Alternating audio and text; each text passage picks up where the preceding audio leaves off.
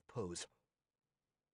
The unknown artist of the sketch had perhaps exaggerated the voluptuousness of the female form a bit, but it was easy to recognize who it was supposed to be. So then, what else? My right eye, wounded once upon a time in combat with the aliens, had healed completely and was working as normal again. The web of scars on the Crown Prince's face had disappeared, probably removed with the help of good cosmetic surgeons. Jorg had left just one thin white scar, clearly intentionally, which went from his eyebrow down along the right cheek to the lip, giving his face an appearance of stern masculinity. The fact that a manly soldier's face did not make for a harmonious combination with his pear-shaped bulky body, which undulated when he walked like a slab of bacon, probably had not occurred to Mr. G.I. His body looked somewhat comical, like a hastily glued-together Frankenstein made of two different men.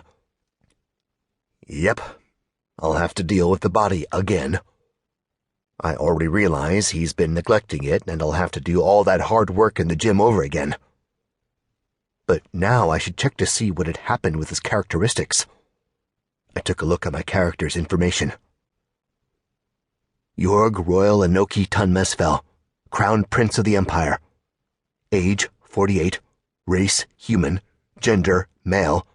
Class, aristocrat/mystic.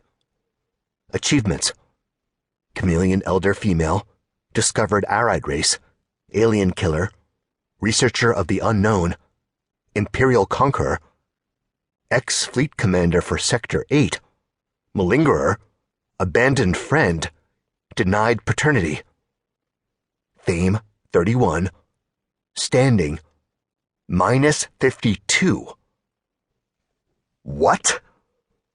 My eyes rolled back into my head, both from the overabundance of new achievements, as well as from my now utterly ruined standing. On a purely technical level, I had no idea how he had managed to let his character's standing fall by 100 points in just 3 months. Wait a second. With confusion, I stared at the date in the corner of the interactive menu. Impossible. It hadn't been just 3 months since the end of the last contract, but a whole 7. How?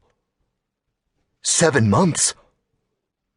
Princess Astra should already have given birth to my child. On a related note, the indelible, shameful brand, denied paternity, was probably related precisely to that event. After all, it would seem that I had made no reaction when the legal deadlines for recognizing a child came and went, so the child not only did not become a crown prince, but did not even get a ton attached to its name, meaning it didn't even have confirmation of noble birth. Feeling vexed, I banged my fist on the fat ass looking back at me in the mirror, as if the reflection was guilty of something. Damn, I even bruised my hand. I shook my beat-up fist. Maya, I'll strangle that bitch if I ever see her again. I recognized clearly now that she was a lying villain, and it tricked me. The red-headed lady's story about the game for the military didn't really click with my experience. The souvenir I brought ended up being real crystals.